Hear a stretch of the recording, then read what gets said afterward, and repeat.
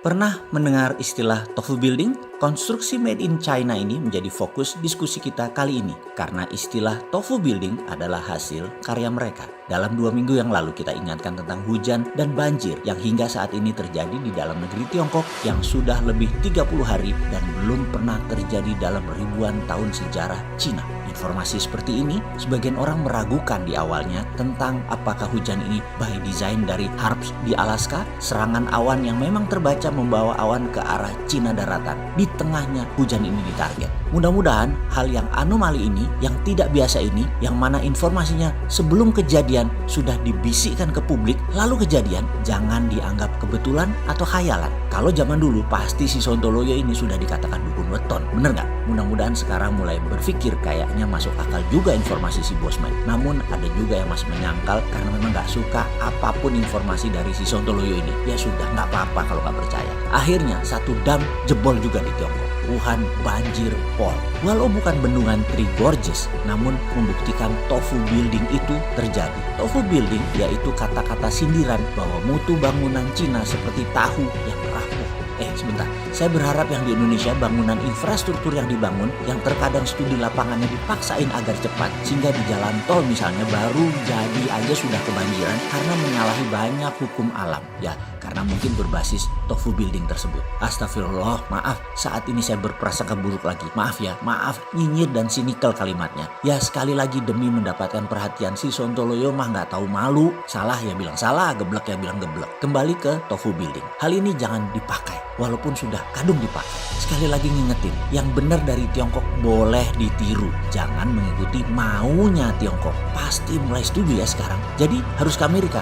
Ya itu lagi, nggak mungkin kita nggak akan sama ontohot Amerika. Borokokok gelomaniak itu jangan digabungin. Pokoknya jangan ke Cina, jangan ke Amerika. Lalu dengan siapa kita membangun bangsa Indonesia? Ya dengan bangsanya sendiri, rakyatnya sendiri, teknologi sendiri, uang rupiah dan rupiah sendiri. Dan stop bilang Indonesia tidak mampu dan stop bilang Indonesia nggak punya teknologi. Yang mengatakan itu loser, dah gitu aja. Lo sebel-sebel sama gua. Segitu bencinya kalian ya sama bangsa sendiri, atau segitu nggak percaya dirinya kalian dengan bangsa sendiri, wahai pejabat. Segitu nggak percaya dirinya dengan bangsa sendiri ya, wahai pejabat. Mana NKRI-mu, Bung?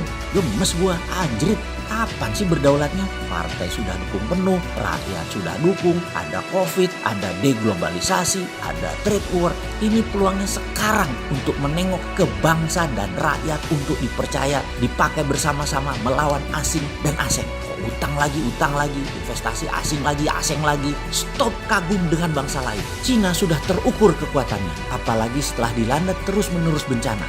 COVID-19, hujan yang terus menurun, gempa bumi, ditambah lagi masyarakatnya sudah mulai luntur loyalitas dan trust terhadap Partai Komunis Cina. Masyarakat Cina melihat kejadian Hong Kong membubarkan harapan mereka untuk mencapai masyarakat yang demokrasi dan terbuka. Kembali ke tofu building, yang mana betonnya bisa terkelupas hanya dengan tangan saja. Memang tidak semua bangunan buatan Cina itu tofu building, tetapi hasil kajian sebuah perusahaan Jepang, Kajima, mengungkapkan kalau proyek tersebut ada unsur pejabat pusat dan sebagian sudah ketahuan ketangkep korupsi dan menunggu hukuman.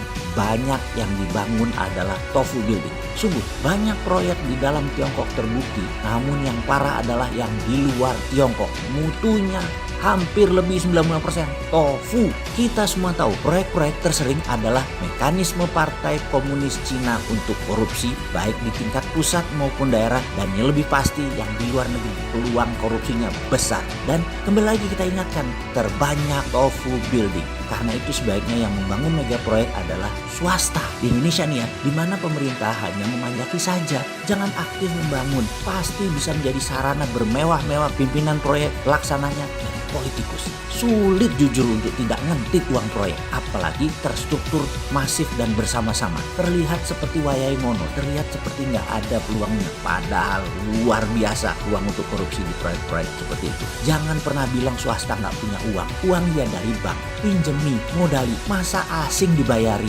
rakyat sendiri nggak dibiayai, malah dikecil-kecilkan dengan mengatakan swasta nggak mau. Jangan begitu dong bos, ayo berani terbitkan rupiah, ditunggu loh bos membela rakyatnya.